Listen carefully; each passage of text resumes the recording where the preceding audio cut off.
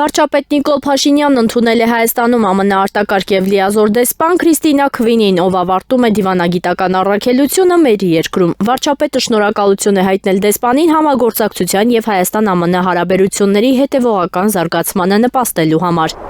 Հայաստանի Հանրապետության սննդամթերքի անվտանգության տեսչական մարմինը հաղորդել էր, որ հանգստյան օրերին շարունակել է վերահսկողական միջոցառումները միս մսեղիքի իրացման շուկայում։ Գեղարքունիքի մարզում իրականացված ստուգայցերի ընթացքում տեսչական մարմնի անասնաբուժության վարչության տեսուչների կողմից հայտնաբերվել էր մեծ քանակությամբ անհայտ ծագման ձիու միս։ Ըստ ստացված տեղեկությունների, այն նախատեսված է եղել իրացնել Երևանի գումի շուկայի հարակից տարածքում, ինչպես նաև Վանաձոր քաղաքում։ ՍԱՏՄ տեսուչների արագ ու համակարգված գործողությունների արդյունքում ապօրինի միս մսեղիքի իրացումը կանխվել է, հայտնաբերված 965 կիլոգրամ միսն առգրավել եւ ոչնչացվել է տեսուչների վերահսկողության ներքո։ ՍԱՏՄ իրազեկման խորհրդատվության եւ հանրության հետ տարվող աշխատանքների բաժնի պետ Անուշ Հարությունյանը հայտնել է, որ ամանորին ընդառաջ միայն դեկտեմբեր ամսին հանրապետության ողջ տարածքում իրականացված մշտադիտարկումների արդյունքում առգրավել եւ ոչնչացվել է ընդհանուր առմամբ 1929 կիլոգրամ անհայտ կամ ոչ սպանդանոցային ծագման միս մսեղիկ։ Տեսչական մարմինը քաղաքացիներին հորդորում է միս գնելիս պարտադիր պահանջել 5-րդ ձևը սպանդանոցային մորթի ապացույց հանդիսացող փաստաթուղթը։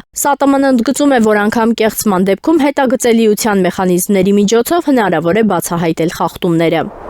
Հայաստանի ներքին գործերի նախարար Արփինե Սարգսյանը հանդիպել է պարեկային մի խումբ ծառայողների, որոնք առաջին անգամ ստացել են սպայական կոչումներ։ Շնորհավորական խոսքում Արփինե Սարգսյանն ընդգծել է պարեկներն իրենց գիտելիքների ու հմտությունների շնորհիվ հաջողությամբ հաղթահարել են ընտրության բարդ փուլը։ Նա նաև վստահություն է հայտնել, որ սպայական կոչում ստացած պարեկները հետագա ծառայության ընթացքում լավագույնս կդրսևորեն մասնագիտական հմտությունները։